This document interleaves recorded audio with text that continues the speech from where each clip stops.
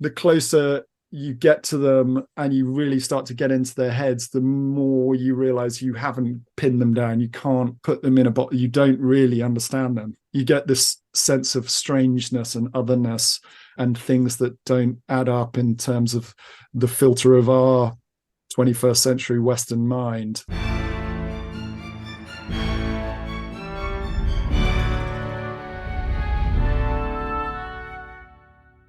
Hello and welcome to the pod, and today I've got Theodore Brun joining me to chat Vikings.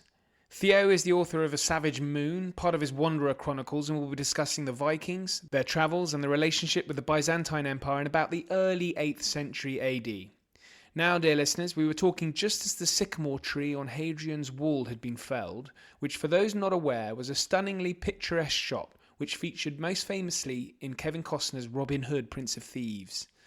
I've put a link in the show notes for those interested in the story, as well as all the other links that we talk about. Before we get to the chat, I wanted to plug an interesting conversation I had on a UK news channel discussing the Battle of Agincourt, St Crispin's Day, Henry V, and current UK politicians. So I've put a link in on YouTube. You might find it amusing.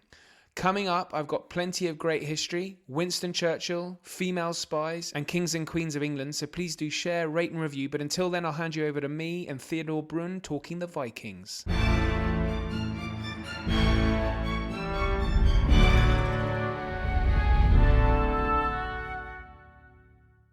Theodore Brun, welcome to the podcast. Great pleasure to have you on, Theo. Thank you for joining. It's a pleasure to be here, Ollie. Thank you for having me on. And I thought you'd be a really interesting guest to have on, Theo, because you have an interesting backstory as to how you've now arrived in your current iteration, which is historical novelist. But before that, and I think I've got something vaguely in common with you, is we both studied archaeology, but then you went and became a lawyer, I believe. And then, right. Yeah, and had a career and ended up in Hong Kong. And then you decided to cycle from Hong Kong back to England and become a writer. That just summed up your entire working career. Yes. Yes, it's very much a game of two halves, I think you could say, with a slightly, now I look back 12 years, I think this bizarre bridge between being a lawyer and being a writer was spanned by this. Frankly, it was a great fun and slightly incredible journey of getting on a bicycle in Hong Kong and cycling back to England. And yeah, there were a lot of reasons why I felt the need to go on a bike ride like that at that point. But I tried to leave the law, I think 3 times. That was the third time I'm asking. It's quite tricky to leave. I don't know if others have found that. Like trying to leave the mafia, isn't it? It is a bit, because they skill you up, you see, and then you realize that you can't do anything else at all. Although there were, and I never really had there was never any flicker of a sign that I was going to be writing fiction for the second half of my life, let's call it like that. Just total flatline when it came to creativity. Although I was in contentious law, so I was doing international arbitration law, and part of that involved writing witness statements. I was still quite junior at the time. And I used to get these first drafts sent back to me. They're the storytelling part of a case, let's say. And I used to get these things sent back to me and go, this is far too colorful, and like, stop making it so dramatic. Every sentence needs to be backed up by fact. And so there was some semblance that maybe or some small signs that I was destined to be a storyteller. But it took some escape, the law, I can tell you that. Yeah. Well, you literally had to cycle away. I just was interested in the journey. I assume you cross sort of Mongolia, Russia, or is that the way to go? It was mostly China, actually. It was mostly China. Literally mostly, in the sense that it was a journey of 17,096 kilometers, or 10,685 miles.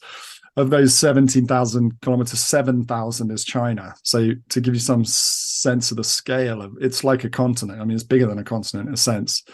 So after that, I had part of my legal career, I spent a little bit of time in Moscow. So I had the kind of beginnings of some Russian. So I was determined to chart my route through the ex-Soviet countries. So Kazakhstan, Kyrgyzstan, Uzbekistan, ended up crossing the Caspian Sea into Azerbaijan, Georgia. Couldn't go the So you missed Iran Abkhazia. then. You went north of Missed Iran. Iran. Yeah, I went north through. I mean, there's this sort of wasteland of Western Kazakhstan, which is quite a challenging bit in the height of summer. I think it was like 45 degrees going through there, and then couldn't go through Abkhazia because it was not long after Mr. Putin had been up to his tricks. So bits of Georgia were out. So I ended up getting a hydrofoil from Trabzon in Turkey across to Sochi, and then continuing on into what was Ukraine, in Crimea, which is a fantastically wonderful place.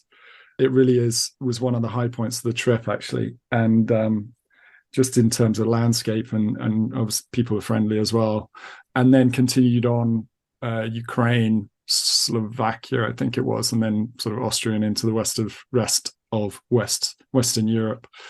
And it took about a year. And yeah, it was very much on my downers when I started out. There's a reason if you're 33 and you go, well, screw this for a game of soldiers. I'm chucking my toys out the pram. I'm getting on a bike and I'm going to ride home. But it was, in a sense, it was a bit deeper than that because it was, I just needed a very basic purpose at that stage in my life. I felt the job I was in Hong Kong was, I just couldn't really make sense of why I was there, what I was doing there. It just didn't have any purpose or meaning to me.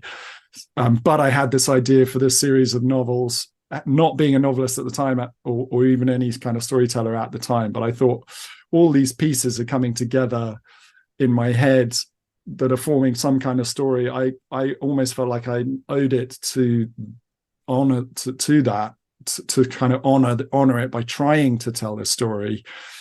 In the meantime, this bicycle ride sort of got in the way. And then when I got home, was just on a different plane, as it were, in terms of like felt much more energized, like had written quite a lot about the journey and got feedback from people, so that was positive. So it gave me some confidence, like, yes, I can actually write and people want to hear what I have to say or the way in which I say it.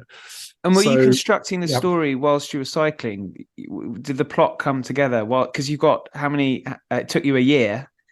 You got a lot of time. Yeah, not as much as you'd think. I have to say, there were definitely some key scenes in the first two books came to me there, and then when I got home, I thought, writing they are quite lengthy novels. They're good sort of epic length historical fiction. It seemed like a very great deal to bite off and try and chew. And so I thought for me, the easier book to write would be the kind of travelogue story about this bike journey. So I started trying to do that or doing that, and then reaching out to agents and seeing if there was any interest. And there was essentially like, look, if you'd maybe lost an arm in Kyrgyzstan or else you were Bear Grylls, then someone might be interested in this. But I'm, or you write the book and it's the best thing since, I can't think of a travel writer off the top of my head, Fitzroy MacLean or something like that. But when I started voicing these ideas, an idea for this, I mean, we'll talk about it, the kind of dark age, if you could call it that, early medieval period historical fiction, people started going, nodding along and going, yeah, that sounds good. That sounds original and commercial in its way. So I was getting a lot more vibe for green lights in that direction. So that's at that point I sat down and started writing, and eventually wow. I came up with a manuscript which was about 1,000 pages long, literally, and it took a lot of rewriting to get it down to something that was eventually publishable, and then I was sort of in the game, as it were. Yeah, fantastic. Well, that's why we're speaking. So you're about, I think next week, your latest, the fourth in your series, A Savage Moon, is coming out. So just for listeners' sake, I think the first is A Mighty Dawn, then it's A Sacred Storm is number 2, A Burning Sea. That came out, I think, a couple of years ago, Burning Sea, didn't it? Yeah. And then now A Savage Moon to complete the quadrilogy. So are we going any further? I think we are. We've got one more book to write.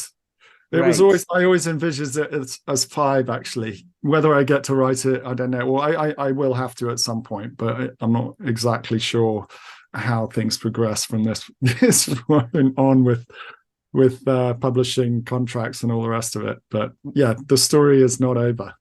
Great. Well, I know of at least two listeners who are fans of yours, so it's going to be Two, great. that's Yeah, yeah, exciting. at least two. At That's least two. brilliant. Yeah. That's my back marker. Wonderful. Yeah, yeah. So yeah, you've got at least two sales, hopefully. Right.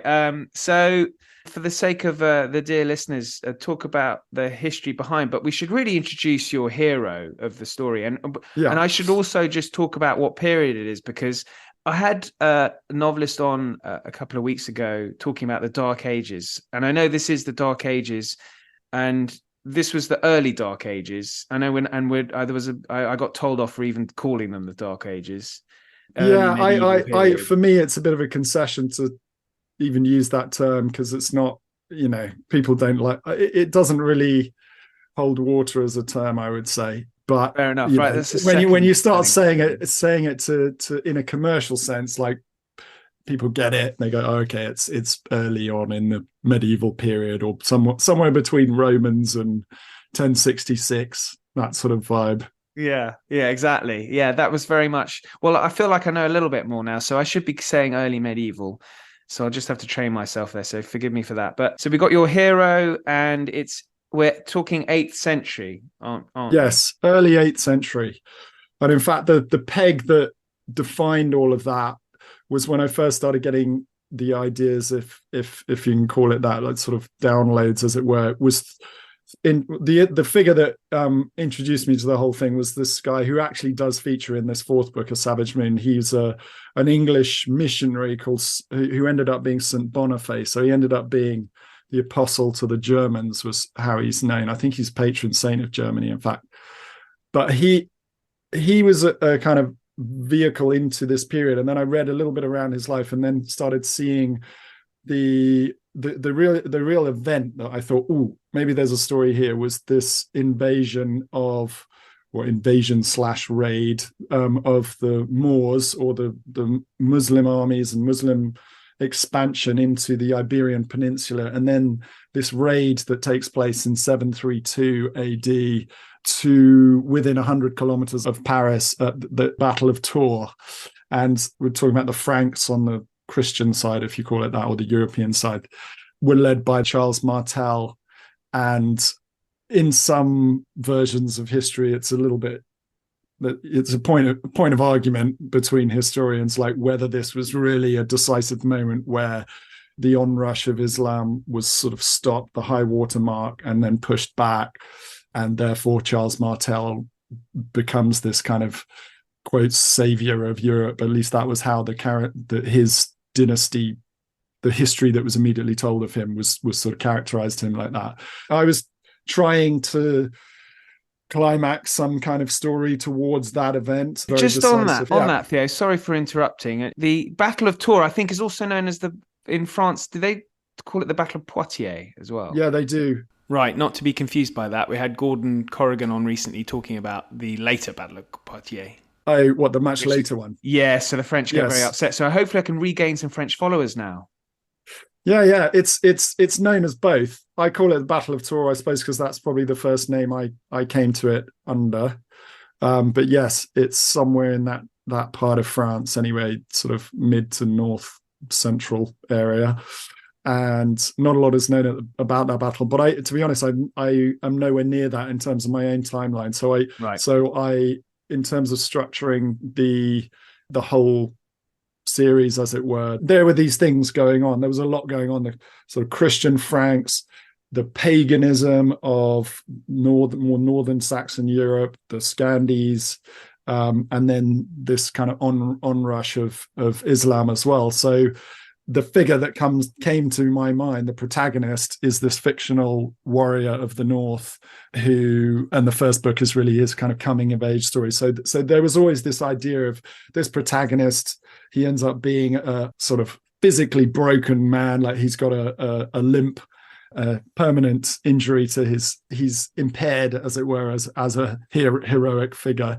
But the plan was always that he was going to rove pretty far and wide and get caught up in these events. And through him, we were going to see some of this action, as it were, historical action. Great stuff. Great stuff. And so we should mention really then the context of Scandinavia at the time, because there's a lot of migration going on, really, isn't there?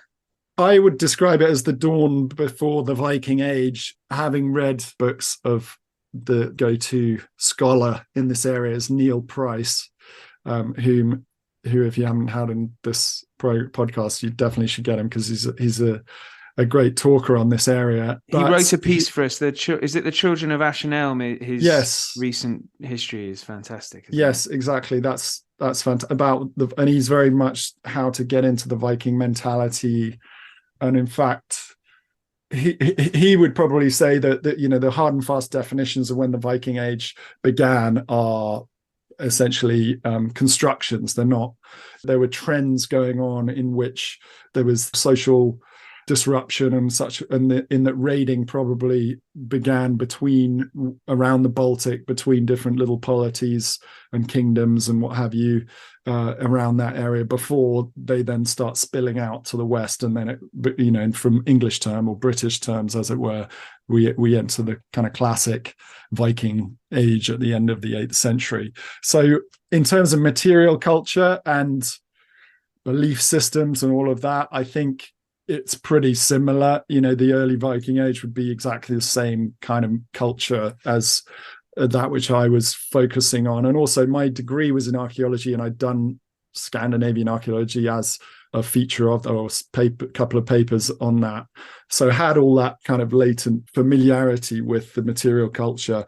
I think Neil's stuff is fantastic and in a sense innovative in that he's really trying to understand the worldview, and that Vikings as a concept seem like they're very familiar to us. Like everyone from probably some of your earliest memories are like, yes, I know what a Viking is. As soon as we start talking about history, someone tells you about a Viking. But his point is that the closer you get to them and you really start to get into their heads, the more you realize you haven't pinned them down. You can't put them in a box. You don't really understand them. You get this sense of strangeness and otherness and things that don't add up in terms of the filter of our 21st century Western mind. And that's quite interesting as a novelist, because you really want to lean into that strangeness and that ambivalence and that otherness. I think it makes for good good characters.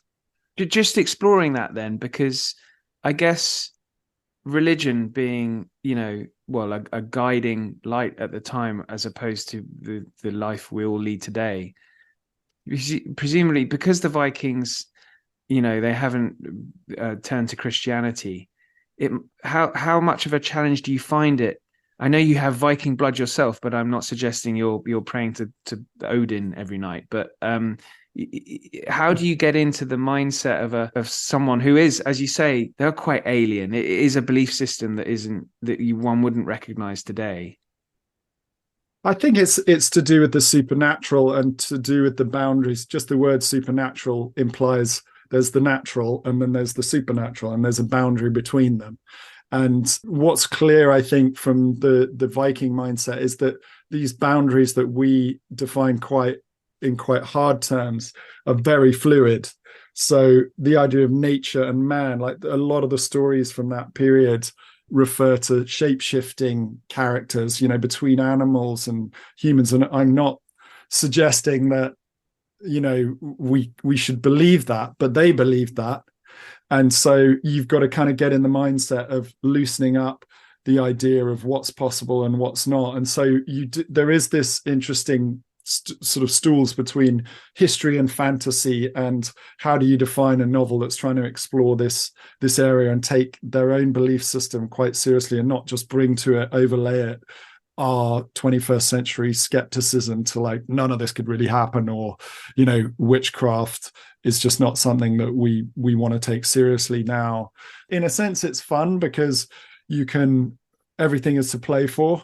It doesn't help in terms of categorizing your book in a bookseller's eyes, because they won't like, if there's anything to do with any sort of weird supernatural stuff, we put it in fantasy, because otherwise we'll get blowback from materialist historians who don't want to read anything to do with any of that stuff. So, I mean, I just told the story that as I kind of came to it and wasn't really thinking about those sort of problems in the writing of it. But I do think, yeah, if you take seriously the idea of the supernatural, the spiritual, and also that crossover between religion and warfare and sort of ethics, if you like. When I talk about ethics, I mean like the warrior ethic, like to be brave in the face of death is obviously a high virtue as far as they were concerned. You know, just to kill someone is not necessarily a particularly the worst thing in the world that you could do, in the sense that it is in our world. So there are values there, there are morals there and taboos and what have you. It's just that they don't align with ours. So the more you, I guess, familiarize yourself with that world through the stories, there are quite a lot of sagas that you can read, and you start to almost anticipate. You get in the frame of mind of those kind of stories, I think is the best way of putting it. And so hopefully can try and replicate that in the ones that I'm telling. And in your novels, there is that blend with early Christianity as your hero travels east away from his homeland. So I wondered how, because that's early, as I say, early Christianity. So that even that is quite difficult to get to, contemporary readers' heads around as well. Yeah, I mean, we live in a post-Christian age, essentially, don't we? Even though I should put my hand up. I am actually a Christian. I came to faith later in life. So I was 27, and in part through history. So I get it. I get why. I can sort of see why, as a culture, we have turned away from it and trace some of that.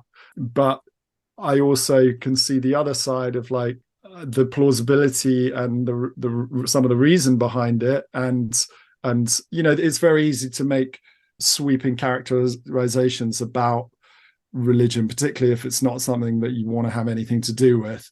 And so the fault line, the friction between those two things is something I hope I try and bring both sides of that equation, having lived both sides of that equation, and then just try and tell a good story.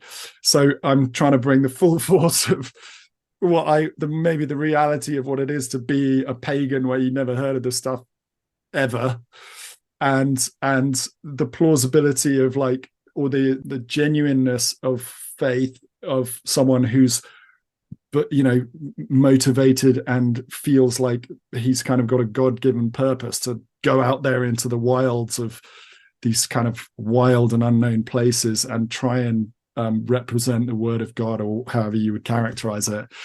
And perhaps having the sense of reality that I feel on both sides of those things hopefully makes it a genuine conflict, like an interesting, and bring some reality to that conflict. But certainly, Christianity further south had been around for centuries by then. So part of the movement of my characters from the first book, the first and second book are set in Scandinavia. The third book, they end up traveling down the great rivers of Eastern Europe or Central Europe and end up in Constantinople, where it's all Christianity. So then you get this notion of, what do they make of that? And it just, it's an interesting thing to explore, at least I find it. So I find it very interesting, actually. Particularly, were you able to find the kind of sources that would, in research, as to what the reaction is in Christian Constantinople and how they viewed these? I think they were, there's one famous one, which is probably a couple of century, I think it's 9th century rather than 150 years later, let's call it that. And it's a Viking queen. I think she's called Olga. And she comes to Constantinople, walks in the Hagia Sophia, and just instantly converts, because she just thinks, I've never seen anything like this in my life. And it is pretty mind-blowing to walk into. I went for the third book, I did a research trip to Istanbul, again, trying to wear the head, if you like, of my characters and see a city I had been to before. I couldn't remember it at all. I was about 18 and I just didn't pay any attention whatsoever. So as 18-year-olds want to do. So I went there on my own for this research trip, and it was having already written scenes about someone walking into say, for example, the Hagia Sophia, and doing it for the first time myself. And it's like, wow, yeah, I mean, they just don't make buildings like that anymore. And the whole architecture of an administration of empire must have been pretty overwhelming. And the structure and the hierarchy of religion is so evident in the Byzantine culture as like, you cannot separate the two. You almost cannot separate theology from politics for centuries of Byzantine history. And so for a Viking or a Norseman to come down and, the religion in the Norse, if you're going into battle, you'd carve a few runes and you would take seriously the idea that Odin was could be looking down on you and paying attention to you. And if you died, you were going to face death bravely, and with luck, you'd be chosen to carry off to a slightly more fun life in Odin's big hall of Valhalla. Or it was like, the elves have been, at the cow's udder again, and like the milk's gone sour. We better put out some bread for the elves and then they'll be nice to us. It was more quotidien, if I can say that, more like everyday and mundane. I mean, I know there was not some grandiose architecture that obviously Christianity came to occupy in particularly in the Roman Empire at that period. So, I mean, who knows? I guess a lot of novels examine that very fault line and come up with, probably quite rightly, the sense of particularly where the Christians were making inroads into the pagan territory as opposed to the other way around. It's like, this is our way of life. Who are you to tell us anything different? But clearly some of them were convinced because they all became Christian countries, didn't they? So in one sense, and yet there was always that folklore of the Norse and Scandinavia that I think still had a powerful hold over the cultural mindset of people from those countries. So that's probably still evident today. So interesting how these two things have interacted over time, but also over geography as well. Yeah. I was going to say there is still a clear difference today. One kind of detects. Yes. Yeah. It feels, and we talk about. I was talking to a friend the other day who was an artist, and we were talking about we were doing some sort of art. It was for a little interview or something, and I drew in this on art. She painted a picture, and then we swapped positions, and I started painting on her picture, even though I can't paint at all. I started painting this red line, this sort of scarlet thread of the fate of men, as it were, which is defined by the Norns. So these are these three slightly shadowy female figures in the Norse cosmology, these women who are the spinners of fate. And she said, what's that? And I said, oh, it sort of represents the thread of a man's fate or a woman's fate. And she's like, that's so interesting, because I've got a Swedish friend who always talks about, are you able to see the red thread or the red line in something? And she's meaning like, can you see the meaning of what just happened in your life? Can you tease out what's really going on in your life, sort of thing. So I thought there's still echoes of that, as of course there probably would be into today. Yeah, interesting. So you mentioned Constantinople, and of course there are the walls that still stand today that resisted, because we've talked about the Vikings, the Viking religion, that and then obviously Christianity, but then a third religion appears in the form of a siege, and that features quite prominently in A Burning Sea, I think. Yeah, that's right.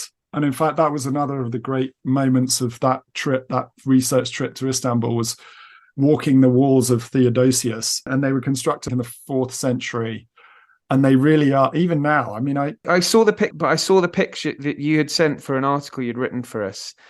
And the walls, they look like they had been built, I don't know, 150 years ago. I know, it's amazing, isn't it? The preservation of these walls. And even now you can walk on quite long sections of them and see the triple rampart effect. There's a ditch and then a built up platform with a wall at the top of it, and then back a bit. And then there's massive stone walls that are 20, 30 feet thick. And that was, fantastic, standing on top of that and seeing some of the topography of the landscape and how there was a weak point where this river, the Lycus River, comes under the walls, and so that became very much a central part of the middle section, the sort of besieging section bit of Burning Sea. But they're incredible, and they stood for 1,000 years, really. I mean, they people got in, I think, in the 13th century, 1204. The Crusaders got in, but I think that was by subterfuge, and some sort of betrayal rather than breaching the walls. And then eventually they literally had to invent gunpowder and create cannon in order to finally take Istanbul, whenever it was, 1453, I think it was, or Constantinople as it was then. But even that was a bit of a coin toss situation, because I think it was a Hungarian inventor of gunpowder was trying to flog his gun to the Byzantine Empire at the time. I forget which. Chris, you probably remember the name. I can't remember the name of the last emperor. I will edit it so that we both sound like we remember the name. Constantine the 11th. Right, there you go. But he couldn't afford the gun. He couldn't afford the gun, so this guy just went off to Mehmet II and sold it to him instead. And so, sure enough, the Constantinople finally fell and the walls finally came down. But they are an incredibly impressive historical feature. I mean, that Istanbul, just as a whole, is one of these probably 2-3 cities in the world that everyone must go and visit if they have the slightest inkling of interest in history. Right, my face is reddening because I haven't been. Well, you've got a treat in store for you, I would say. Yeah. So this great siege, which I think is 718 AD, 717 to 718, and not a lot. I explained how the first hook was this Battle of Tours earlier on. The second historical hook was discovering this big siege. And I was like, oh, how can I get my characters to be involved in that? Hopefully there's not too much shoehorning of plot and it makes some sense. But anyway, they ended up down there. Because I just saw this as another decisive moment. And in a way, it's the same thing going on, but in a different part of Europe. And this siege represented Constantinople represented the bulwark of Europe. Had it fallen to the advancing Arab armies, then the rest of Europe was relatively open, I would say, to their continual advancement. But because they couldn't knock out Constantinople, and this was the second Arab siege in like 40 years, and the first one lasted 5 years, I think it was. They went that far, but no further. And although it wasn't the end of the war when the Byzantines managed to, or they were called the Romans, they still called themselves the Romans until right up to the end, they managed to withstand this huge combined force of land and sea. Maybe they had some air stuff, who knows, didn't make it into the historical record. So, the odds should have been in favor of the final capitulation of Greek fire. A lot of Greek fire around then, isn't there? Yeah, the Greek fire came into play, particularly in the first siege, actually, the one 40 years earlier, when Muawiyah was the caliph at the time. And he was determined this was going to happen. And he came up to face with Greek fire for the first time. I think it had only just been invented by this Jewish Syrian, if memory serves, called Kalinikos, I think his name was. And so it was essentially napalm. But I think the genius of it was the siphon out of which they devised out of which to fire this stuff. So it was an incredibly powerful jet of burning hot oil, or more like sticky plasma type feel to it, gelatinous, the stuff that once it got on you or got on your ship, it was just going to stick to you and burn. So it was terrifying to face, and quite deadly and invincible, as it were, as a weapon of defense. And so that, they came back year after year for that first siege. And then the second siege, there were definitely some incidents where it was used when the Arab fleet first arrived, about a month, I think, after the army had sort of encircled the walls on the western side of Constantinople. The fleet arrived and sailed pretty much unchallenged up the Bosphorus. But there was suddenly a dead calm when the rear guards of the whole navy got more or less level with, we'd call it the Golden Horn now, and they were becalmed. And then so Leo the Isaurian, this emperor, sends out his little fire runner dromons, which are the name of the ships, which are quite small things with maybe 20 oars each. And these tiny little, it was like these little, I suppose, hunting dogs taking down a bison or whatever, and just they were very maneuverable, and these Arab ships couldn't go anywhere. So they were suddenly realized that, oh dear, this feels like history repeating itself. And I think that weapon obviously came to good use for, as far as the Byzantines were concerned, quite a few times through the next few centuries. So and it's a great weapon to have in a historical fiction book because it's very dramatic. It's right on the front cover. Hence the name of Burning Sea. Yeah, the cover is wonderful. It really is. Yeah, it's. I mean, there's some. There are what do you call them? Reconstructionist historians who've managed to recreate the siphon that produced the stuff. And actually, they had these mini hand grenades as well. They were like little sort of clay pots filled with the same stuff, with presumably a small fuse, would lob these things into enemy boats, and the pottery would shatter and the stuff would explode. So quite advanced technology in terms of what the Romans had at their disposal. So if we skip forward a bit to your current knowledge, a savage moon. So where are we? So the Muslim attack has been repulsed, and that's a burning sea. Yeah, the kind of arc of the story starts in Constantinople in the aftermath of that. There's a little bit of subterfuge in terms of the fictional characters and what they need. There's a female protagonist as well, and sort of between her and my male protagonist, so he's called Erland, she's called Lilla. They've got a plan whereby they're going to return to effectively Sweden, where she was queen, but she was usurped. So she's determined to wreak her revenge on the man who usurped her kingdom, or however her realm. But in order to do that, they need to find their men again. They find their crew, find their ship, and get some gold. So it's all about, the first part of the book's all about a heist feel to it, of stealing this gold that's going to fund their armies back once they get back to the north. So there's a third point of view character who's a eunuch who was a baddie in the Burning Sea. He was the sort of arch baddie, if you like, of that, or the main antagonist of that story. But he becomes something of an anti-hero in this, and he's one of those characters that just kind of refused to walk off the page and take his exit and bow out. It's like, no, he keeps coming back in my imagination. It's like, no, he's got more story to tell. And he did actually, he was very good. I enjoyed writing the thread. It's like a 3-strand thread, if you like, of these 3 points of view characters.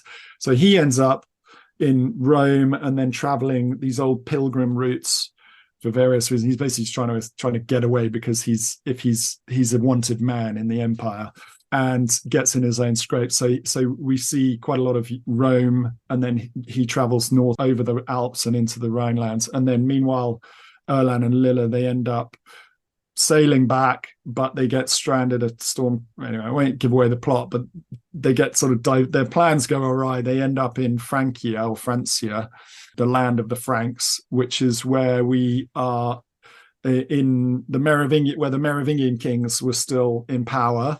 But at a moment where this character, Charles Martel, was at the very beginning of his career. He was a young man of maybe 23, 24. And as you'll see from the book, came within a whisker of it all coming to an end before it had really got started as far as his career was concerned, because there was a lot of infighting and civil war that Erland and Lilla and their band of crewmates walk into this kind of disaster zone so historically, we're talking about the civil war between the Franks to do with the tail end, the waning, if you like, of the Merovingian dynasty and the rise of Charles Martel, who was the first of, well, he wasn't the first Carolingian king, but he was the sort of granddaddy of the Carolingian dynasty. You mentioned your bad guy. Is there a temptation since his appearance in A Burning Sea to kill him off? Because often you want the bad guy to die. But then if you kill off a great character you've created, you can't use him again. And it's great to have a long running bad guy, I think, in novel. Yeah, I think he's very much there is what's the word? A big reveal as far as his character is concerned, which will come in the 5th book. But in the meantime, he's a great sort of joker in the pack. He's what I would call a shapeshifter character in a story structural sense, or a sort of archetypal sense, in that he does sometimes he's not trying to be good, but sometimes in spite of himself he's all right, and other times he's just really, really wicked. But he just stays alive in my mind. I didn't kill him off, I think, because of the reveal. Like, there's something about him that is significant, and so he had to stay alive. But I have actually made that mistake. Well, is it a mistake or not, of killing off your best characters? In my first 2 books, there was a sidekick called Kai, who was a kind of 14-year-old, something like that, 14, 15, 16-year-olds. And he was just such a fun character to write.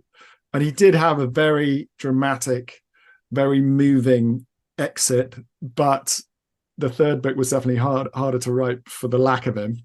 And also in the 2nd book, the queen figure, she's a sort of femme fatale, off the charts, medieval, I don't know. Like, she was just, again, a very easy character to write because she was just so alive in my head. And she came to a sticky end at the end of book 2. So there are more down the line. If book 5 comes around, don't worry. And by the way, there's also a pretty horrific character in book 4 who I haven't really mentioned, who I suppose I could, in the sense that he is more representative of that old world, of the old pagan world, but he's that off the chart as well. He's extreme even for the pagan Vikings then. Well, I've taken him to an extreme. I would say probably bad. 95% of, I mean, I don't want any people who modern day Asatru or Asatru worshippers are going to come after me because I've characterized this guy as pretty bad. But basically, there's a that the whole myth of that Vikings have horns, or on the helmets. Vikings helmets have horns. Yeah. Yeah, I've got a plastic one upstairs that I was given on a stag do. I know. I've got a little troll wearing a horned helmet sitting in a Viking ship, waving a Danish flag on my desk. So that reminds me of my roots. But anyway, there's some archaeological finds called the Torslunda plates, which I'm not even sure what they're for. They're sort of like die cast small metal plates, and they've got different images stamped into them. And one of them is this very famous 2 figures there. One of them is like a shamanic figure, a shaman figure with 2 massive horns. And I think this was where the idea of like people from this culture wore horned helmets. And he only has one eye, and he's carrying a stick that is symbolic, really, or totemic, if you like, of what shamans would use, and both male and female. And then next to him is a warrior carrying a spear with a wolf coat or wolf skin with complete head mask on. And so I was sort of familiar with that from my studying days, and it was too tempting to just take those 2 figures and turn them into something quite nightmarish in this deep dark forest. So to bring this full circle to where the whole inspiration for this whole series came from was this, as I said, St. Boniface, but there's a story. It was specifically from a story about St. Boniface, where he goes as this Christian missionary roving off into the wilds of these Germanic lands, that he ends up chopping down the sacred oak of Thor in order to demonstrate the powerlessness, if you like, of that god, to make a point. And I, even as I was listening to this lecture tell that story, I was like, surely they wouldn't just let him cut down their favorite tree, would they?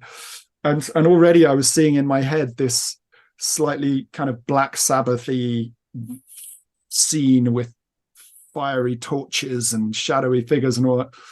So really this becomes realized in terms of the seeds that were in my imagination.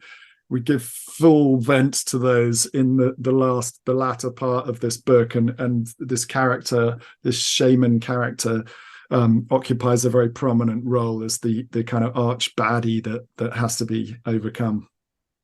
I can't believe you've just mentioned the felling of a tree, and we're talking like a couple of I think it was yesterday they found this hugely incredible sycamore tree being chopped down. Do you know about this outside? Yes, I did. Yeah, that's a very good point, isn't it? Gosh, there's something deeply symbolic about that in a lot of senses, isn't there? Yeah, I mean, that's horrifying. And I suppose that horror, if I, even though I would call, I am a Christian, but that horror of like this guy, whoever, it doesn't matter who he is, what he's got to say, he's just come and chopped down our tree. I mean, it almost doesn't matter what the motivation is, because now it's happened. I mean, I know there are a lot of trees in the world, but this is it just gets to the heart. It's interesting. It does go beyond religion, obviously, because it's interesting to think about why it affects so many people, though. I think there is I felt it was very huge disrespect to nature, of course. Isn't it? Hey, massive disrespect to nature, it's an attack to history, to heritage, history, to other people, the enjoyment of other people, the landscape, everything really. Like it beggars belief in some senses. But I think, maybe we're in an age where things are getting kicked over pretty hard, and I don't know, if you don't like it, maybe we should stand up and say stop. But yeah, we need that discernment, don't we, of like what is good and what is not good from the legacy that we have from history. Here we are talking about history. It's like a lot has come down to us. Some of it's good, some of it's not good at all. I think we need to sort of dial up the discernment a little bit more. And anyway, it's not for me to pontificate about that, but yeah, it is a tragedy, absolute tragedy. I don't know if there are some genius tree doctors. I have no idea. Someone was saying, can't wait till it gets stuck back up again. I was like, surely they can't do that. No, I don't think that's happening. But I don't know about tree transplants. I don't know what maturity a tree needs to be repositioned. I have no idea, but I'm guessing that's a goner. Yeah. I mean, it's awful. Yeah. Right. Well, Theo, this has been really, really great to speak. Really interesting. I've really enjoyed this chat. And I should also mention you're a co-host of a podcast. So any listeners who are historical fiction writers thinking of writing historical fiction, they should check this out. It's the History Quill. What exactly do you cover on that, Theo? We interview other historical fiction authors of different genres, sometimes different experiences of. A lot of it's about the writing process and their journey into how they became authors, which our listeners are always interested to hear. But just sort of generally, how they go about their writing, with my co-host Julia Kelly, who does World War II fiction. So maybe you can get her on here one day. Good stuff. Yes, and I'll put links in the show notes for listeners to follow up on that. Yeah, we've done one season, and there's a second season coming this autumn. Okay, great. A Savage Moon is out on the 4th of October. 5th of October. 5th of Tape 3. A Savage Moon is out on the 5th of October, listeners. So please do check that out, and the whole series, in fact. Theo, thanks so much for joining. Oh, it's such a pleasure. Thank you, Ollie. It's been great fun. Thanks so much for listening. Links to Theo's books are in the show notes. Coming up, I've got a bonus on the history of Israel and Palestine in the 20th century, kings and queens of England, and much more. Please do share, rate and review, but until then, thank you and good night.